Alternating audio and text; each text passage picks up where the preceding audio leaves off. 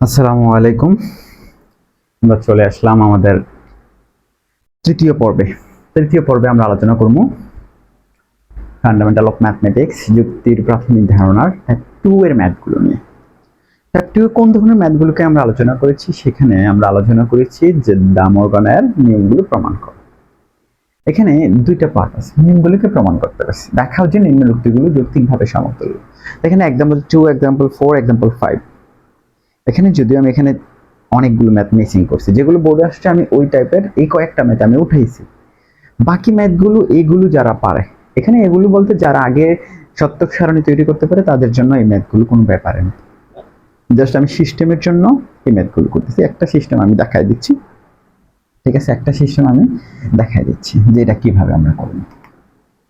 এখন যৌক্তিকভাবে সমতুল্যের মান লিখি। এর আগে কিন্তু আমরা এই পুরোটা, মানে এর আগের টাইপে কিন্তু এই পুরোটার আমরা সত্যক সারণী তৈরি করছি। এখন কিন্তু মাঝখানে এই যে চিহ্ন, এটা কিন্তু এটার কোনো কাজ নেই। এটা মানেটা হচ্ছে এখানে দুইটা অঙ্ক, এখানে একটা মান, এটা দুইটা সত্যক সারণী আমাদের সত্যতা ছক তৈরি করতে হবে এবং দুইটা সত্যতা ছকের সম্ভাব্য মানগুলো একই রকম দেখতে হবে। আর যদি একই রকম হয় এরা সমান, এটা হচ্ছে সমতুল চিহ্ন অথবা আমরা কনগ্রেট চিহ্ন বলতে পারি, ঠিক আছে? তো আমরা এখানে এটা কিভাবে লিখতে পারি? যদি একটা, দুইটা, তিনটা, চারটা ইনপুট, কয়টা? দুইটা না, তাহলে আমরা চারটা ঘরে নিতে পারি। তাহলে আমরা পি কিউ ইনপুট নিতে হবে, পি আর কিউ। তাহলে প্রথম মানটার জন্য আমাদের পি এর সাথে কিউ ডিভিশন করতে হবে। তারপরে কি করতে হবে? পি ডিভিশন কিউর নেগেশন করতে হবে। এরপর এখানে কি করতে হবে? নেগেশন পি লাগবে, নেগেশন পি লাগবে। তারপরে কি লাগবে? নেগেশন কিউ লাগবে। তারপরে কি লাগবে? নেগেশন পি এর সাথে, নেগেশন পি এর সাথে কি করতে হবে? সংযোগ করতে হবে নেগেশন কিউ। আমরা এই দুটো জিনিস, আমরা এই জিনিসের মধ্যে দেখো, এই অংশটা হচ্ছে ম্যাথের এই জায়গাটা, আর এই অংশটা হচ্ছে নাকি আমাদের ম্যাথের এই অংশটা, মানে আমাদের এই জায়গাটা। তো দুইটা মাঠ আমরা যদি দুইটা পার্ট দেখি, তাহলে আমরা বলছি সব থেকে দেখা যায় দুইটা জিনিস সমান যদি হয় তাহলে তারা সত্য, মানে এই যে সত্যতা বা সমতুল যে বলছে দেখি সত্য। আমরা দেখি আসলে এরা সমতুল সমান হয় কিনা। তাহলে ইনপুট আমাদের মুখস্থ টি টি এফ এফ, তারপরে টি, তারপরে এফ, তারপরে টি, তারপরে এফ। আমরা যদি ইনপুট গুলি একটু দেখি, ঠিক আছে?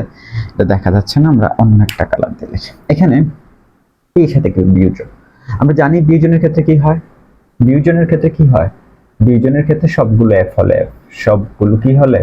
সবগুলো এফ হলেই এফ। মনে আছে না? মনে থাকলে আবার নতুন করে সবগুলো এফ হলেই এফ। তাহলে এখানে সবগুলো এফ এখানে আছে, তাহলে এটা এফ, বাকিগুলো টি। আর এটার কি এই যে মানটা বার করছি তার নেগেশন, তার মানে উল্টা হয়ে যাবে, টি হয়ে যাবে।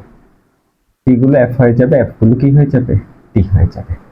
এখন পি এর নেগেশন, তাহলে এই যে কি হয়ে যাবে? দুইটা এফ, দুইটা টি, উল্টা। কিউ নেগেশন, তাহলে এফ টি, এফ টি।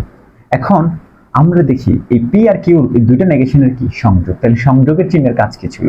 সংযোগ যে কোনো একটা এফ হলে এফ, যে কোনো একটি এফ হলেই, একটা হইলেই এফ, মানে আরো বেশি থাকলে তো অবশ্যই এফ। তার মানে কি? এখন আমি দেখলাম যে কোনো একটা এফ হলে এফ, যে কোনো একটা এফ হলে এফ, যে কোনো একটা এফ হলে এফ মানে টি। মানে এই দুইটা দেখা যায় কিনা? এই যে তিনটা এফ, তিনটা এফ, একটা ডি, একটা ডি, একই রকম হয়েছে না? তাহলে ছক থেকে দেখা যায়, ছক থেকে দেখা যায় যে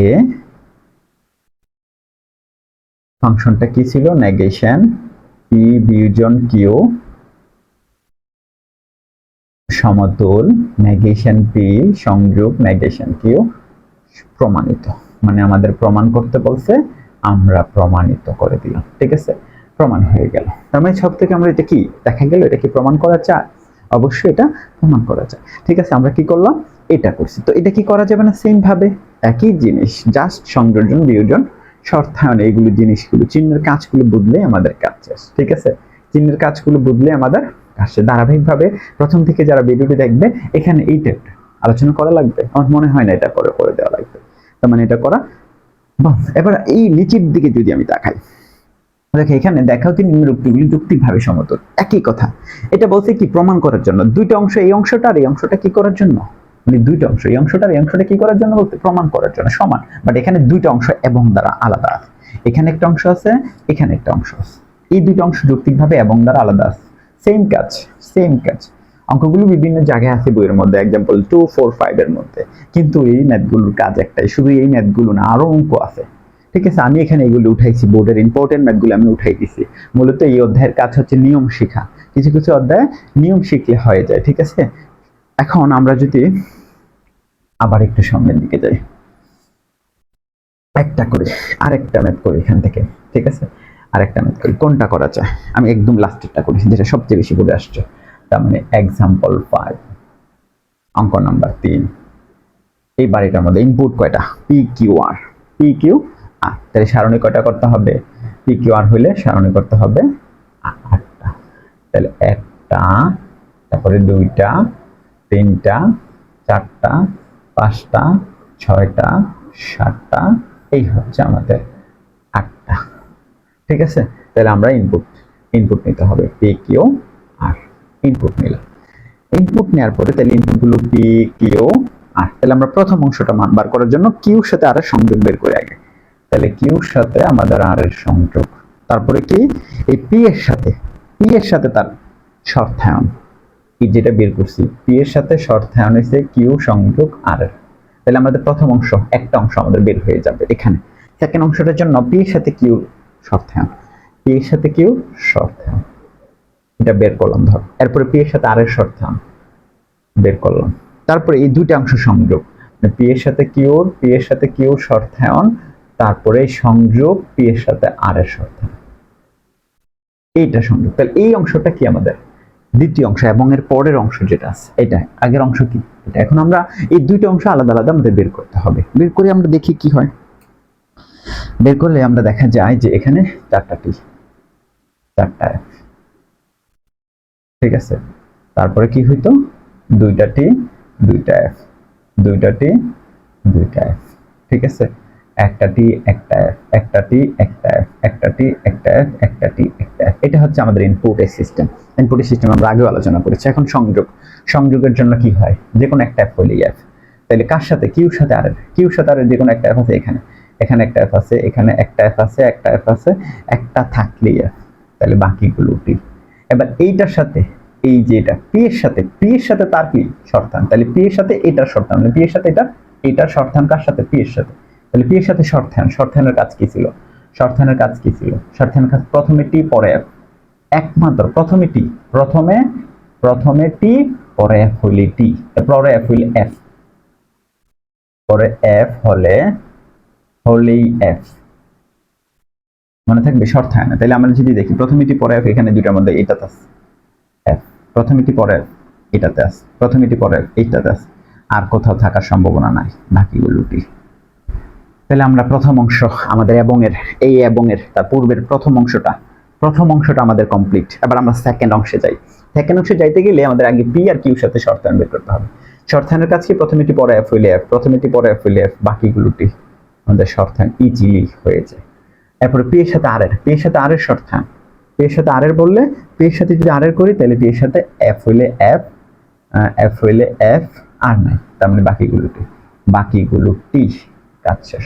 এখন এই দুইটার মধ্যে আবার কি সংযোগ, মানে এইখানে এই যে প্রথমটা আর দ্বিতীয়টা, এটা আর এটার মধ্যে সংযোগের জন্য কি হইতো? যে কোনো একটা এফ হইলে, যে কোনো একটা এফ হইলে এফ, আর এফ দেওয়ার কোনো সুযোগে